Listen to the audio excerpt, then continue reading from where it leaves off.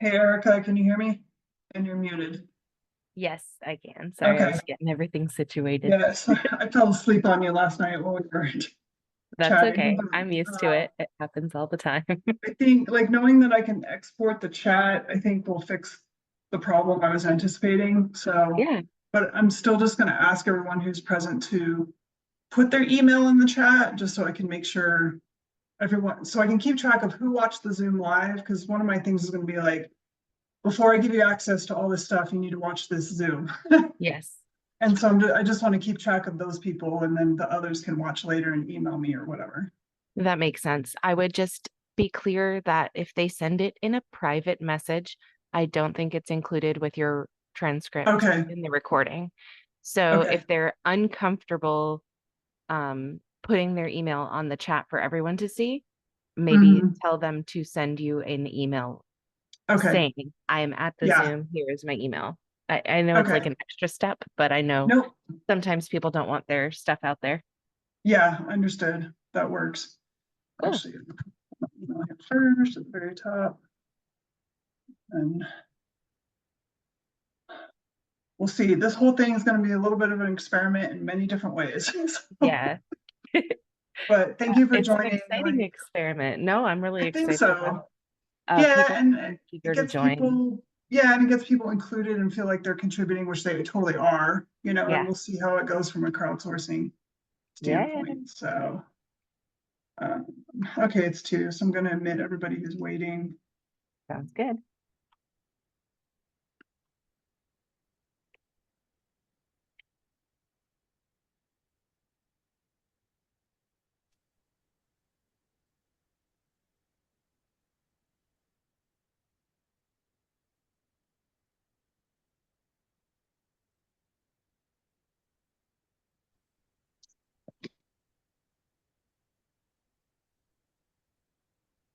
For those that can hear me, we're just admitting people now from the waiting room. So sometimes it takes a minute or two for people's audio and video to catch up and everything. So just hang tight and then we'll get started in just a couple minutes.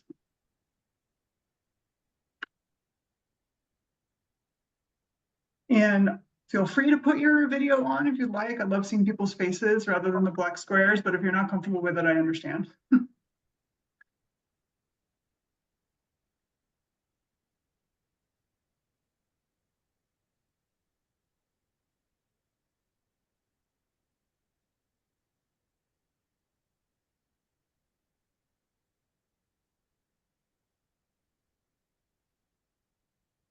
Hey, Gail, good to see you again. Hi, Jen. Hey, hi, Dave. Hey I Jen, how's it recognize. going? Good, how are you? Doing good, doing really good. Awesome. Thank you guys for giving up a little bit of your Sunday. It's probably I'm not the totally most excited about it. convenient time, I imagine, but it's like, you have to kind of figure most people work weekdays, so.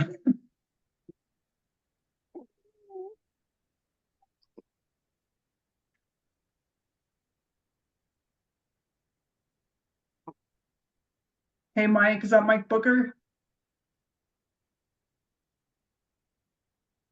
I'm guessing. Good. Hey, Mike, how you doing? I'm fine. How are you? Good.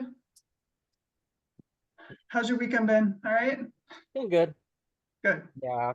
Have some yard work to do today. Oh, well, it's kind of a nice day out. It's pretty warm, but It's nice warm, day yeah. out. That's not Yeah, bad. yeah. Mike is What the happened? nephew of Linda Malcolm, who, for those who don't know, is our current university investigation that we're working on. And Mike and I, when we connected, found out we live like 30 minutes from each other. So we're both in Colorado. Yeah. I want to give it like one more minute and then get started because I want to be conscientious of everybody's time. And also so my brother's in town visiting from California and his original flight left at 12:30 today, except he changed it and I forgot. That's why I scheduled this at 2 p.m. my time because I was like, oh, he'll be, I will have dropped him at the airport. I got all afternoon free. And then I forgot that he changed it to like 6:30. So he's still here, but I got to take him to the airport in a little bit. So we'll try to be kind of short and sweet today, but I'm happy to answer any questions anybody has at the end. Um, So I'm going to go ahead and get started. I'm recording this. So for those who are going to be watching this later in the recorded version, once you watch it, please send me an email letting me know that you saw the Zoom and got the information, and then I'll add you to the Google Drive folder that I'm going to show during this Zoom. I think a lot of attendees are familiar with Rebekah Gould's case, but for those who aren't, I'll give a quick overview and explain like why we're doing this and why we're here today. Also introduce myself. So I'm Jen Bucholtz and I live in Colorado. I teach forensics and criminal justice at American Military University, and my partner George and I from the university run the university's cold case team. And the Rebekah Gould case is the first case that brought George and me together that we worked on. And I'll explain a little more in a minute, but her killer is now serving 40 years in prison. I'm also the cold case investigator for El Paso County Sheriff's Office where I live. So I do it like voluntarily and in real life. But Rebekah was killed in 2004. Sorry, I'm going to keep admitting people while I go on. She was killed in a small town in Arkansas, Melbourne, Arkansas, and she was killed inside her boyfriend at the time's home.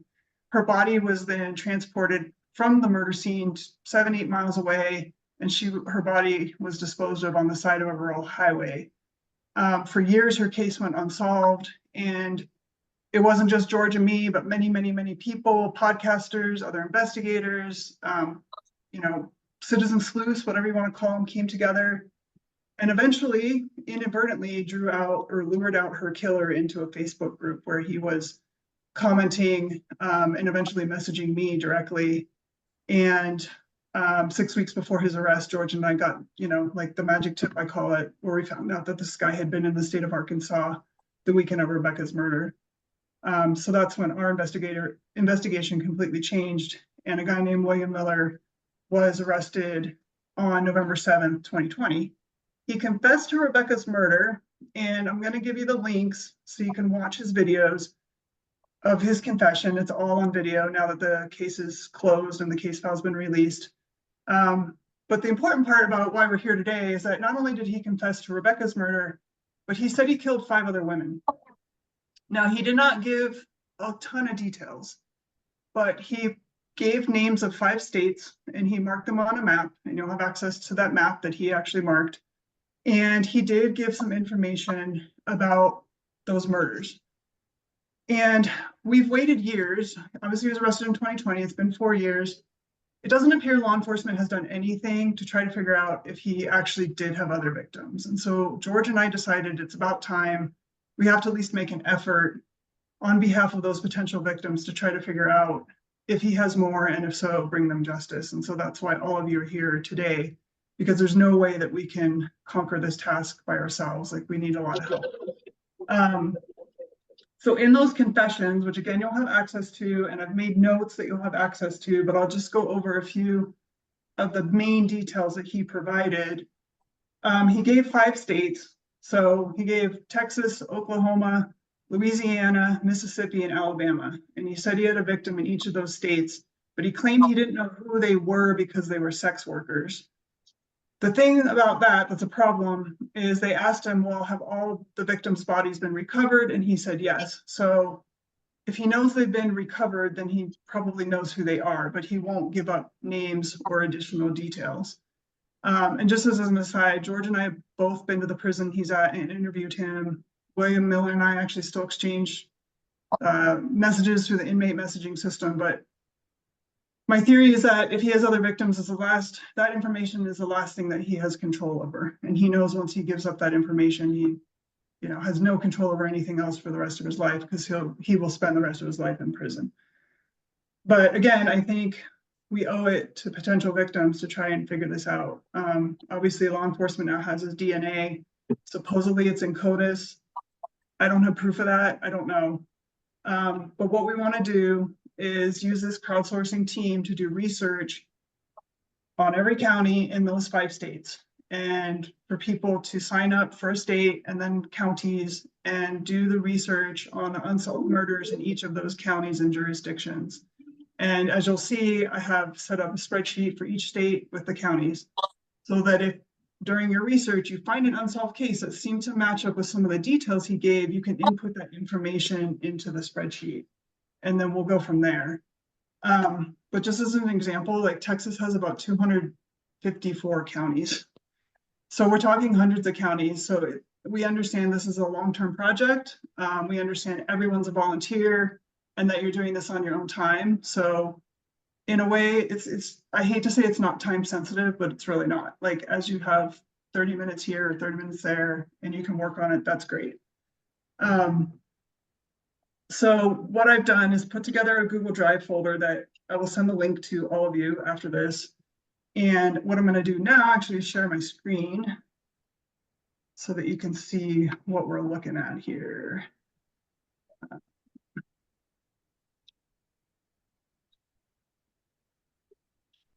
So, okay, are you guys seeing, someone just nod or something? Are you seeing the Operation Rebekah folder here? Yes, Yeah, I no, can see maybe? it, Jen. Okay, all right, cool. So this is the folder, well, you're gonna have access to some of the stuff in this folder. Everyone's gonna get a link to this folder that says info on Miller. And I've compiled some of the background documents and videos from the case file on Rebekah that have to do with his additional confessions. If you want to see the whole case file, I'll direct you to our Facebook group and it's all in there. But I put the pertinent documents about his other confessions in this folder and y'all will have access to that. I also will have a Word document in there where I made notes, like I went through his 2 or 3 hours of the confessions to the additional murders and made notes on what he said about them. So if you don't want to watch 2 or 3 hours of his rambling on, you can just read my notes. And then also after this meeting, I'm going to email everybody a quick form where you're just going to put your input your name, your email, your phone number, if you're willing to share it with it's with me. And then whatever state you want to work on. It doesn't matter what state you pick out of the 5, but keep in mind Texas has the most counties. So we'll probably need more people working on Texas. And also William Miller lived in Texas for a long time. So there's a greater likelihood that he has victims in that state, but that's not to discount the other 4 either. So you'll just click whatever state you want to work on and it's going to send me that form. And once I get that and find out what state you're signed up for, I'll give you access to that particular state folder in here. So like in each folder, they all look the same. And hopefully this is opening live as we go, but you'll see a spreadsheet.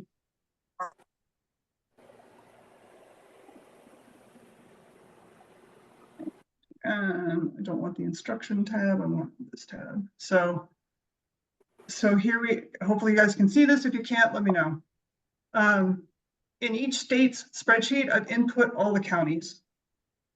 So the most important thing to keep in mind when you pick a state and then you sign up for a county, so in column C here, just put your name in there so we know someone's working on that county so we're not duplicating efforts. But keep in mind, each county must have smaller agencies within that county. So like where I live in El Paso County, Colorado, we have county jurisdiction, but then we also have the Colorado Springs Police Department and like Monument Police Department within our county.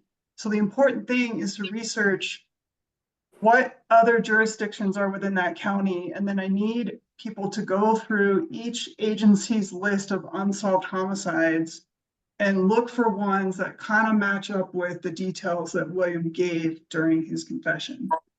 And we'll go over that in a second. But if you find one that seems to kind of match up, you'll see here I have the different column headings. Just input the information you find, whatever you can. So obviously the victim's name, and if you can find their date of birth and when they were killed and where and stuff like that. Everything you can fill in here, please fill in. And then whatever else you find you think is important, you can put it in the notes column. And that's going to be the same for every state and every county. So I have no idea what other jurisdictions might be under Anderson County in Texas, but whoever picks that county, like, please look that up. And there's in this column B, if there's a smaller police department that's within that jurisdiction, please just put it in here so that we know that you looked at the cases from that agency. And I'm going to take questions at the end. And if at any point something comes up or this isn't making sense or you have questions, please, you can email me. I think all of you have my email now, but it's also in the chat. and I'm happy to answer questions. So some counties, you might end up with more than one potential victim. And so in that case, and again, I can do this for you if you want me to, but you'll need to insert a row on the spreadsheet so that you can have like, so like say we have victim A here, but then you find a second one, you need a second row. You'll need to click the row and then insert one row above, and actually the victim B will go in that row above, but to try to keep this organized.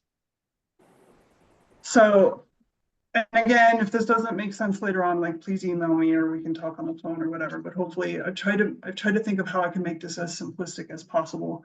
So the spreadsheet, since it's in Google Drive, it'll save as you go. Multiple people can edit it at the same time. I've got it set to where it keeps all the revision copies so I can go back in time, like if something gets messed up, but hopefully not. And I can look at previous versions of the spreadsheet. What I would say is please don't, I mean, you can download it if you want, but if you edit it on your local laptop or phone, it's not going to save the changes for everybody else to see. So please do your editing here in Google Drive on the Google Sheet for the state that you've picked or the county you picked. To go over some of what William said in his confessions, for now, we're going to eliminate males.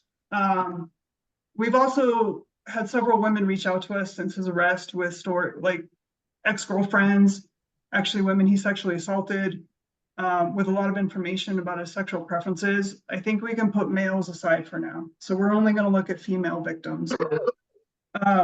But aside from that, I mean, he said he strangled most of his victims, and that is what happened in Rebekah's case, but she also had blunt force trauma to the head. So I would prioritize victims who have been strangled, whether it's with a ligature or manually, and prioritize ones that might have blunt force trauma. But I wouldn't necessarily eliminate others that don't have that cause of death. But these are just things he brought up. So I guess the attributes to prioritize. He stated several he killed in hotel rooms, motel. He said that most of them were sex workers. I would not eliminate a victim just because she's not a sex worker. Rebekah was not a sex worker. And there's another, so side note, I managed to get William Miller's laptop and went through it. I can't look at his browsing history because I refuse to put it on my internet because I know that there's probably child porn on it. But just in the local hard drive, there's screenshots of him researching another murder that's really similar to Rebekah's. And that woman was taken from a payphone and then her body found a week later. She looks like Rebekah. She was actually kidnapped or taken on the same date as Rebekah, just a different year. And her body found a week later, just like Rebekah. And so, and that girl who was at the payphone, who he was researching, she was not a sex worker either. So I wouldn't discount a victim just because they weren't in the sex worker industry. But also prioritize, like if the body was moved from the original murder scene, if they even know where the person was killed. But victims found in hotel rooms, victims found like on the side of the road or in the wilderness or trees or something like that. And we're looking all the way back to 1994 when he graduated high school. So we have a long ways back to go. I don't think we need to go farther back than 94 at this point. And all of this is going to be in the Google Drive and the documents for you. Don't eliminate based on their physical description, even though he did say he preferred petite blondes. We also know for sure he likes Asian women. I mean, not to get too graphic, all the porn that I've looked at so far on his laptop is Asian women. So, but again, just say female in general. I wouldn't worry about for sure what they look like, but in this spreadsheet that you'll put information into, just notate their physical characteristics if you can find them, you know, height, weight, hair color. And don't worry about if there's evidence of sexual assault or not. Don't discount a victim just because there's no evidence of sexual assault. Okay, so when you research the agencies, a lot of them now do have their cold cases or unsolved cases listed online. If they do, then it's a pretty easy research for that agency. If you come across an agency and you can't find any information from them about their unsolved murders, make a note of that in the spreadsheet, and George or I or someone like will eventually make a call to that agency and ask that question. But it will help us immensely to know whether the agency has listed their unsolved homicides online or not. So going back to Google Drive here in Texas, you'll see here, I made a folder for a woman named Laura Jean Rivera. And I made that folder because when William was arrested, they actually did look at unsolved homicides in his hometown. And this woman did kind of fit his profile. And so if you find a victim that you think kind of matches up with his profile, go ahead and make a new folder under that state, and then drop, like if you can find newspaper articles or screenshots, whatever, if you can find anything about the murder, then dump it in that folder. So like for Laura Jean, this is the document that the Arkansas State Police sent to Texas requesting her autopsy report. And there's actually a little more information that they got about her. Ultimately, they ruled William out, which I don't like this, but they ruled him out because his DNA didn't match the DNA on the ligature found around her neck. But that, in my mind, doesn't necessarily mean he's not the one that killed her. But anyways, if you can, just make a new folder for each victim you find. And if you can find, like I said, newspaper articles or press releases or just something to give us a little idea of what that crime entailed, that would be helpful as well. I'm checking my notes here. Hang on one sec. I think I can do most of it. So now, if you want to either if you have questions, you can put it in the chat or just turn your mic on now if you want. We can kind of open the floor for discussion, and I probably missed something, but I'm happy to answer any questions people have. And I'm also going to stop sharing my screen. If you will also put your email in the chat if you're comfortable doing so, or shoot me an email today so I know who was on this live Zoom, and then I can get you the links to the sign up form and the folders like as soon as possible. And for those who are watching this after the fact, please email me after you've watched this so I know, and then I'll send you the form and the links and all that stuff, and everyone will have access. I would just ask that, please be respectful of the other volunteers who are working on this case. Feel free to interact with each other, if you find out, oh, this person's working on Texas as well, and you want to powwow or brainstorm, that's great. I mean, we hope that this project will bring volunteers together.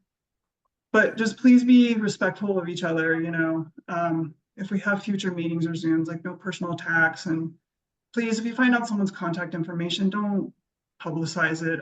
I fear that we may end up with a troll or two in this group claiming to want to help. And instead, they're actually going to try to derail our efforts, which they won't. But I'm just putting it out there now, officially, like, if you're not here to actually help, then there's no reason for you to be here. And please don't bother the volunteers that are working really hard to help try and bring justice to other victims. That's the only reason we're here. So, what else? Okay, so. I have a question. I gave you the fire hose, so now shoot me the fire hose with questions. Go ahead. I have a question. Yeah, I got here late. I'm sorry. I had trouble getting logged in. Okay, so I'm in one of the states where this person supposedly or allegedly or whatever attacked or did something to somebody, had a victim, or traveled rather, I should say. Yeah. Yeah, because I had to watch some of the stuff on YouTube today to just try to get caught back up again. Okay, so I'm just wondering if the people that are present, are they possibly in states where this occurred, or where he traveled or anything like that? I'm guessing we have some. I don't know a lot of the people that are on the Zoom, I've never met before. Some of you I'm familiar with, but there's a lot that I'm not. Like you guys just signed up very recently and I haven't had the chance to really talk with you personally. Well, But if I mean, you know, they anybody, could I probably mean, chime in and let us yeah, know if, sure. yeah, if that, Yeah, and if I don't know someone if that wants- would be to any advantage in the geography of seeking out extra information. Because like I would have access to where I am, you know, to be able to maybe travel to some of the places to try to get record information or something, Sure. just Yeah, as an example. I think that would be helpful in cases where an agency does not list their unsolved homicides on a website or something. Where if someone is and I don't want to put anybody in an uncomfortable position, but if you do live in that jurisdiction and you feel like, you know, driving over to that agency and just asking the question, and I'm happy to back you up on that, you know, and let them know, yes, this is an official project through American Military University and it's all volunteer and stuff like that. Other than that, I don't know if there's any advantage right now of people actually Okay. being in any of these jurisdictions, but that would be the one that I can think of. Okay. And I'm glad you mentioned the YouTube channel because I'm going to put that in the chat because so William Miller's entire confession is almost 11 hours. It was given to us through the case file in 1 hour sections. And so that's how I uploaded it on YouTube. I didn't do any editing, nothing. So if you want to waste 11 hours of your life, you can go watch the whole thing on my YouTube channel. And we'll put that link right here in the chat for you. Okay, good. But Yeah, again, I know. the two key videos, which could encompass 2 hours where he talks about these other murders are going to be in that Google Drive folder that you'll have access to. So you don't even have to go online and look for them. You'll have them right there. And it's all public information at this point. So you can download them, whatever. That case file is completely public. So there's nothing confidential about that part. And there's really nothing confidential about what we're doing. But it would be, I would like to just keep it in-house rather than people downloading spreadsheets and, you know, whatever. If someone wants to join the effort, that's great. Just have them email me. Be happy to add them. Okay, Brooke, what's the alleged prostitutes he murdered? Brooke, what's your question about the victims? Is he typing? No, you're good. I know not everybody wants to talk, so I get that. I'm just not quite sure what you're asking.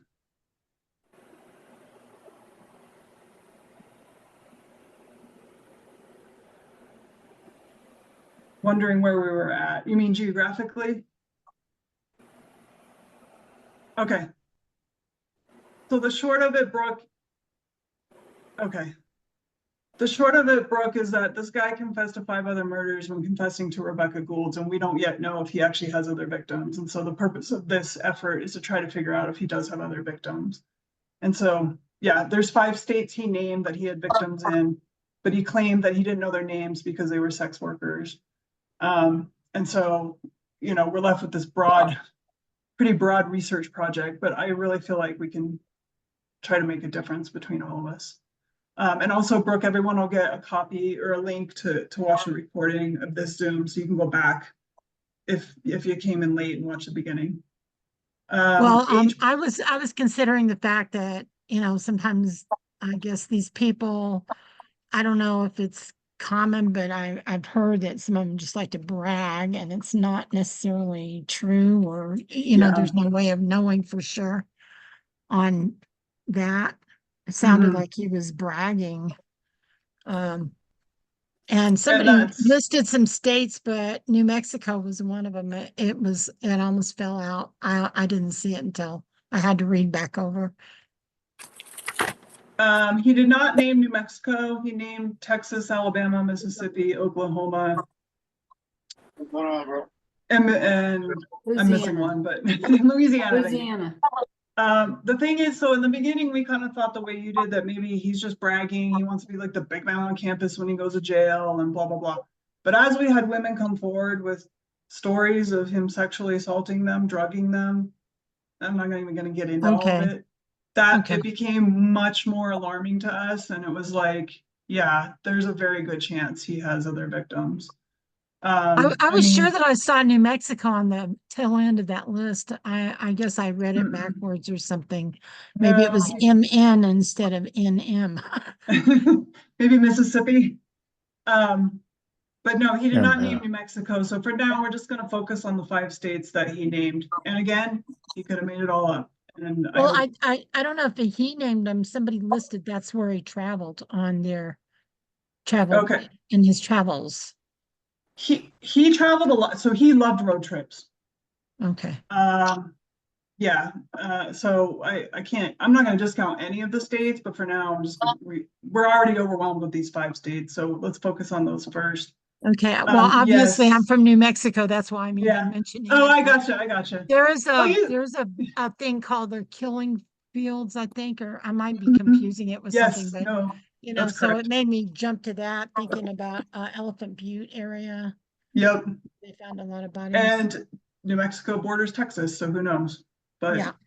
But, someone asked how far back are we going? 1994. That's when he graduated high school, so we're gonna put it at that year for now. And already I mean, we're talking a 30-year period, so that's already a ton of time to look at. So, I mean, if you happen to come across something that's 1993 and it seems to fit, okay, throw it in the spreadsheet. But if, prior to 1994, ish, I would put the cutoff at that for now. And it's gonna be all counties in all 5 states, not just Texas. But Texas has the most.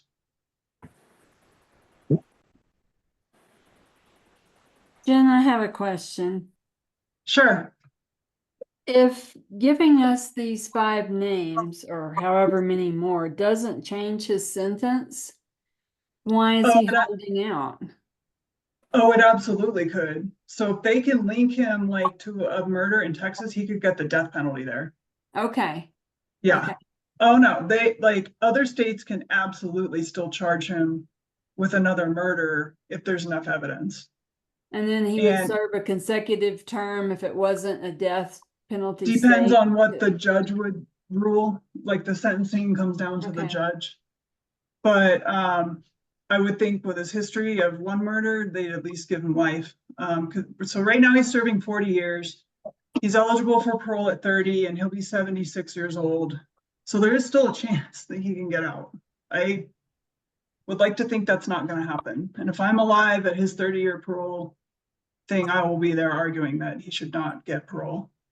But at the same time, again, even if he gets, where you're serving sentences concurrently, Right. I don't care. Those victims deserve answers if they're out there. So that's the Right. purpose. Yeah. So there's nothing that we can offer him in his current sentence to make his life a little easier if he tells us like one name? No. Nope. Because he signed a plea deal, so he vacated all eligibility for appeals. And Not an appeal, just something like, I don't know, a little mini air conditioner in his cell or something. I don't know. well, I have put money on his books as much as I hate doing it. I have put some money on his books because he's, whining and crying about not having money for commissary and he needs pens and pencils to write down his thoughts and whatever. And I mean, we try, I have a very strong background. Just wait on her reply. In interview and interrogation, and I have tried almost every approach with him. And I can't, I know that he's lying about some things, but I can't get him to give up these nuggets of Okay. information All right. for now. So, is there a drug he used? I don't know. I know that what I've been told most of the time is he would go to bars and get women overly drunk. Like he would order them overly strong drinks and, coerce them basically into drinking them quickly. I don't know whether he actually used, Hypnol or any of the date rape drugs, but it wouldn't surprise me in the least. He reportedly had a box of Polaroid photos of all these women who were clearly unconscious in his bed and naked. So he was doing something to incapacitate women and get them into his bed. Kim, go ahead. You hear me? Yeah. You might not be able to stop me. I have No, a go list ahead. of questions. You're And, fine. Go ahead, please. Apparently everybody else does too. First thing I found because I don't know anything about doing this kind of research, but I'm super psyched about this. I found a list online of, and it wasn't hard. I picked Oklahoma, which I know nothing about. Yeah. And online, I found a really great list of law enforcement services within Oklahoma. It broke down every single one. So if whoever picks other states might be able to do Perfect. the same. And Yeah. it gives all the contact info of every single one. Of course, She I'm said gonna she's busy at work right now, bro. I apologize. it, All right, man. it doesn't look like it looks like that I have 77 counties. They're probably not all in here. I haven't double checked, but that was I think that's a great starting Sure. point. So it's out there. These lists are out there. Yeah. That's the starter. Then when I went on, I just started, dicking around on the computer. If the agency, some agencies seem to have a small list.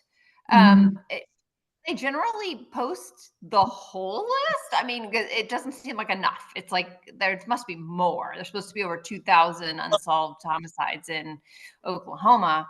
So I thought, well, how do you know where the rest of them are? Can you hold up that document again so we can see the title Yeah, of I it? think mine was called Oklahoma 211 Resource Directory, and I believe I just Googled law enforcement agencies within Oklahoma, and it spit out this beautiful list.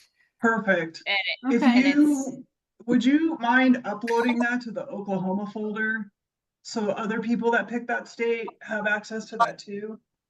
yes, I will have my And then IT same, savvy yeah. husband do that. That's fine. And you can always email it to me and I'll put it in there. But that's another thing. Like if you find resources that are helpful to your research, put it into your state folder for others, so it'll help others, And then there's a group, a nonprofit in Oklahoma called Oklahoma Cold Cases, and they're just a nonprofit, a couple of women and they have a beautiful list of okay. A way to get started and really cool. And Yeah. and then I looked at the OSBI website, so not to overlook that. It's gonna take a little creative thinking, I think, for us to get through all of this, and that's great. Like outside resources, like I wouldn't rely just on the specific agency's resource. Like Kim I just started to get said. hung up that I felt like, oh, No. I must be missing some because this list isn't big enough. There's no textbook for this or manual or anything. We've never done this before. So whatever helps you research, use it. I absolutely have no interest in dictating how you go about this. Just, we just got to make sure we cover our bases. But yeah, cold case groups, or I don't know, actually this just came to mind, but like maybe podcasts from that area, like they might actually have a better idea of the cold cases than others. So this was a beautiful group. It's like, oh, I'd like to talk to these people. Yeah. And let's see, I'll try to be brief so I won't take over the whole thing.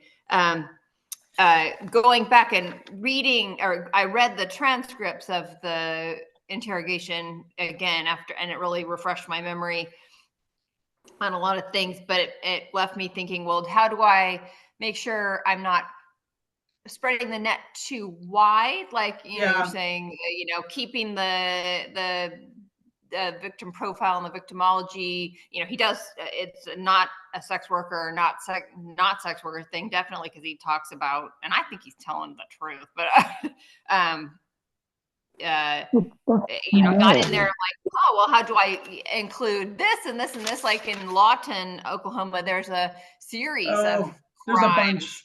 Yes. That are sex workers, and they think it's a truck driver. So it's like he talks about attacking prostitutes, strangulation from behind in the back of a car. I thought a lot of them are saying found naked. Like, okay, would he have, I'm trying to make the picture where I don't put too many on the spreadsheet, but then make sure I don't miss something. Yeah, I think it's There better to be a little more liberal and conservative in the beginning. I think if there's a death that falls within the time frame we're looking at, and obviously it's a female and it's got one of the other attributes that he talks about, I'd throw it in the spreadsheet for now. And then Oklahoma's as we, so yeah, I don't think he'd carry a body far, do you? well, I mean, Rebekah was 8 miles away or so. But I mean, I think he'd drive a body far, but I don't think he would carry. Oh, carry? Like, no, yeah. nobody can. Yeah, Nobody like can carry a body these that ones far. are found in fields Sure. in bodies of water. I'm like, I think he's gonna roll something out of a car. Probably, but I still wouldn't discount the others if they have some of the details that seem to match up. Okay. I'd rather have too many, and then we start working on paring it down. Okay. One thing, I'm not interrupting. Well, I am interrupting you, Kim, but I'll come back. Yes, somebody said, if I'm not, let's see, something about county versus local jurisdiction. In the beginning, if you go back and read or listen to this, I listed every county for every state, but yes, if you pick whatever county you pick, you've got to figure out what other agencies operate within that county, and you need to research those as well. Almost every county is going to have at least one smaller police department within it, in addition to the sheriff's office or sheriff's department. So please don't look at just the county jurisdiction, look at what other agencies operate within that geographic region and research those as well. Kim, sorry, I just want to answer that question. I saw it in the chat. Those are my big questions. Yeah. If someone wants to start a Facebook group, I would love it. I run already about 5. I feel like running another Facebook group to this level would be too much for me, but I would love if someone wants to take that on and do that, because we will get so many more people helping. And again, like you said, sharing resources and trading ideas and just learning from each other would be fantastic. So if someone wants to do that, have at it. Please make it a Facebook group, not a page. Make sure it's a group. Okay. Oh, well, thank you. Okay. And then we'll share the link with everybody. Would you go after teens, or are these just adults? I would not discount teenagers. He lived in the Philippines for a long time, and most of you probably know a lot of Filipinos look extremely young for their age. So I would not, if there's an 80-year-old woman who was killed, we could probably remove that, but I'm gonna say from teens up to say 40s in terms of age range, I would include. Let's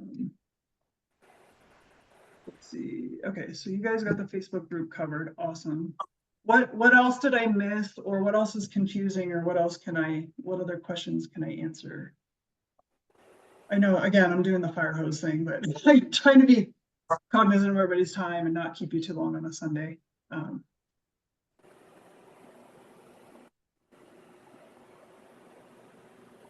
Anybody else? Okay. Yeah, and actually Facebook would be great, because you guys can then connect directly with each other, especially if you're working in the same state, working on research in the same state. You can kind of powwow with the others that are in that state too. Oh, do we have any info on the Philippines? Oh my gosh, you're visiting. God, I wish I had a direction for you to go. I mean, there's almost no doubt in my mind he has victims in the Philippines, if not murder, at least sexual assault. It's a massive jurisdictional and agency, cross-agency problem, or international agency problem, obviously. And unfortunately, the Philippines is so overpopulated. I mean, even birth records aren't good. I mean, we don't even know. I don't even know where I would begin with the Philippines. It's in the back of my mind. Like we've had a couple of Williams coworkers from the oil rigs and stuff around the world reach out. But so far, none of them really spent time with him personally in the Philippines. So I don't have a lot of firsthand information, but there was definitely indicators that he was hiring sex workers over there, and doing whatever else. But I don't even know how to tackle that. So I figure we can at least start in the US because we have a small fighting chance here. And the fact that I work for a law enforcement agency will help us down the road if we need to connect with an agency that has jurisdiction over a case that you guys find. No, we don't know for sure. I mean, he said, so the question was, do we know for sure he targets just petite women or is it victims of all size? I would not rule out a victim just because she's not petite. I think anyone, I mean, he seems to have a preference, but at the same time, when you're trolling to murder someone, sometimes you have to take the victim of opportunity, right? Like, she's not going to fit everything of your fantasy. So I wouldn't rule out a woman that's, not, who's 5'9" and 160 versus. Isn't there something like a hunter's mindset too? Yeah, You need to yeah. consider. Yeah, absolutely. If he just suddenly had this dark thing come over him by the description of what he was talking about, he just Mhm. suddenly felt like killing. And I mean, he's not the only one. There's other people like No. that out there, which is scary. No. Oh, one interesting thing one of the times I interviewed him, I always bring up these confessions, which he claims he just made up, but I go, well, where did you come up with where were you getting the information from to even make it up? And he goes, well, I was thinking about things that Ted Bundy did. And that was really striking to me because Ted Bundy would bludgeon his victims often to render them incapacitated and then strangle them. So just, I mean, but yeah, I mean, it's hard to know. I mean, I don't want to compare him to Bundy, but he could be something like that. But Yeah, somebody mentioned something about, they were asking if he did any West African travels, I guess. Yeah. Or Yes, so from his laptop, I do have some plane itineraries that he screenshotted from the last couple years before he was arrested, but it's not a complete, I don't know where he was on every day out of the year. I have a little information on his travels from those 2 years. I'm happy to dump that in a folder if you guys want. But again, going over international lines, it's like, I don't even know how to tackle that. I wouldn't even know how to start researching it. The agencies in a lot of these countries, like the Philippines, they're not listing their missing persons and unsolved homicides because it's overwhelming. I don't even think they know how many missing and murdered they have. And I would venture to say the same thing would be true in Africa. But if anybody has ideas, let me know. Because somebody asked if there's a psychological profile. Not really. IQ, that kind of thing. I mean, his education level was high school. He had some additional vocational training, but he didn't go to college. I don't know what his IQ is. He's dyslexic. What was his vocation? He was the last decade at least, he was training foreign nationals for some kind of jobs working in the oil industry. Oh, oil. Yeah, that's right. He sounded like a mentor trainer type person. Any idea when George is going to put out his podcast on that thing with Miller? So yeah, since George is a journalist, he was able to record his interview with William Miller. I've seen it. I actually kind of asked George, don't put that out because the guy is lying through his teeth. So why are we going to give him a platform when he's not telling the truth? And George agreed. So for now, we gave it, actually, believe it or not, the Arkansas State Police just reached out to George and said, oh, we'd like to see your interview, even though it's been 7 months. And they know that I've been to the prison to interview him and that I've exchanged messages with him for the last 2 years. Okay, I'm gonna suggest a So. thought that came to me, circle back around. Sure. Is there any chance that he's making any of this up, or did he just have way too many details, right? We don't know. That's the problem. That's what I was considering, because Yeah. when you start focusing on one person, maybe be real, if that was a fantasy thing of his or something, Mhm. or he even knew the person and he was doing this for the attention, then the person that's responsible for the murders would be just still drifting around out there, covering for somebody. I don't think he's covering for anyone. I don't see the point in that. But we don't know if these are false confessions. But like I said, connecting with ex-girlfriends and other people he assaulted in the aftermath, it just, you haven't been in this field for a long time. The indicators are there that he has more victims. And, And- oh yeah, I remember Yeah. the question I had. I'm sorry, I have to ask when I remember it. Mhm. Do you know if he has any connections with the what do you call it, the dark web or something like I that? don't know. Like I don't know. Hey, Jen. I just don't. It wouldn't Marissa and I surprise me. had a similar Yeah. question. Sorry. Yeah. I just didn't want it to get buried in the chat. We were curious if you have time periods where he was known to be out of the country so that it could help narrow down our very broad list. If we say, well, he wasn't in the state Yeah. this 6-month period of time or something like that. I have So a little timelines. bit. Okay. I have just a little bit off of his laptop, and I'll put those screenshots in that folder on him. My understanding is he moved to the Philippines around 2014, but he would come back to the States because a couple reasons. One, because his family was in the States, and two, because technically his employer was in the States. And so it sounds like he would be back in the States routinely. And I don't know if it's like every month, but on a regular basis. So, I mean, I can piece together a little of his travels, but pre-2014, I mean, he lived in Grand Junction, Colorado for a while, but he was in Aransas Pass, Texas before that for many years. So he was stateside a lot of the time prior to 2014. So we have some access. So I have two questions real quick. One, how do I find out how to get onto the Facebook group? And I guess you're going to make that accessible somehow. And the other is the family members. Obviously, they're probably not going to want to admit that they knew he would do that, but they think he's a Well- character that he would do it. They can't maybe say that they knew he was doing it. It's a mix. So like his mom is like, I didn't know anything, you know, my sweet boy would never do anything, blah, blah, blah. But there are other family members who came to me and George. We didn't know they really existed until William's arrest, but they reached out to us and were like, yeah, this doesn't surprise me at all.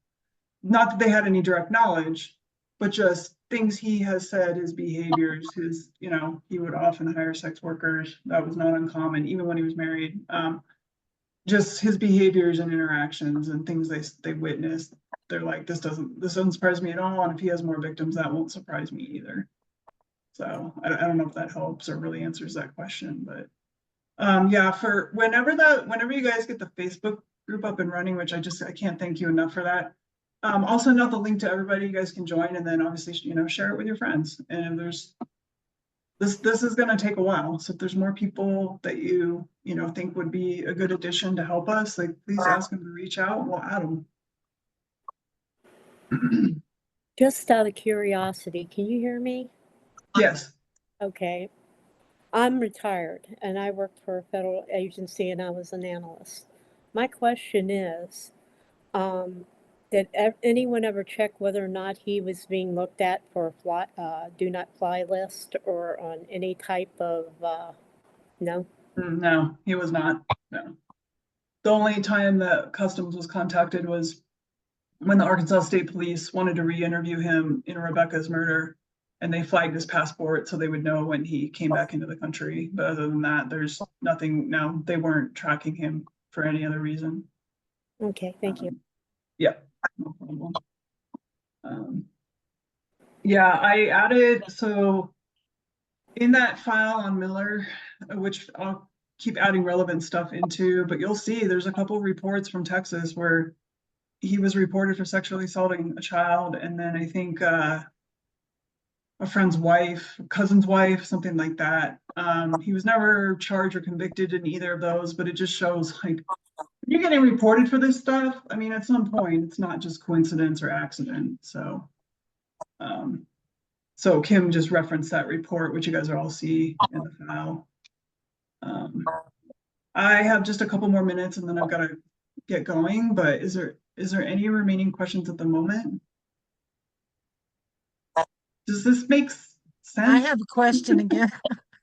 Are there any alternative others that they may be looking at too, somewhere in there? What do you mean? Alternative who? If I don't know, if this were just always trying to cover the, I don't know, all routes, because if there was somebody else involved or somebody that actually did it and he's not the one who did it, I'm just saying it, is there anybody else that they have maybe in question about it that we don't know Kathy, about? we're now? not focused on certain Okay. victims that we're trying to find an attacker for. We're focused on the attacker, the person. No, and I know see you're who- trying to look at the attackers. I'm not No, the no, no. victims are, So, yeah. yeah, in terms of a potential accomplice, no. Honestly, the Arkansas State Police did the absolute minimum that they could do to get an arrest in this case because they just wanted it to go away. They actually accepted a confession with parts of it that we know cannot be true, and they didn't press him on it. They didn't even, they proved his mom was lying to state police officials and they let her go. They never even interviewed his brother. I mean, they literally did the minimum. So in Well, terms you see what I'm saying. I do. Yeah, you Now, hear me. he Okay. does have, so his best friend, I mean, I don't know much about this best friend, but his best friend from high school on committed suicide many years ago. And I often wondered why, and what did he do to his grave? What knowledge did he have, and did they have anything to do with each other? But as of right now, I don't have any evidence or information that points to any kind of accomplice. Okay. You're asking, and in terms of alternate offenders, I mean, someday down the road, once we identify potential victims, we might get there. Okay. But that would be down the road for me. Well, you know, I'm always like looking at the chain of custody and all this Sure. Oh, kind yeah. of stuff. Yeah, I that's know. why I'm like Yeah. thinking, is there any place where something got misstepped? You know, and Oh, yeah. obviously, yeah. 100%. Yeah. But we can try to rectify some of that. I can't fix all of their mishandling of the case and inattention to certain details, but I think we just have to try to look forward and see what we can do. And honestly, I've also thought, like, maybe through this process, we will find information that helps bring justice to some of these victims, even if it wasn't William Miller. That would obviously be a positive side outcome. Like I said, what I'm going to do is email everybody this real quick form where you just fill out your contact information and pick what state you want to work on. Like I said, don't matter what state, it's all kind of the same at this point, but Texas has way more counties than any of the others.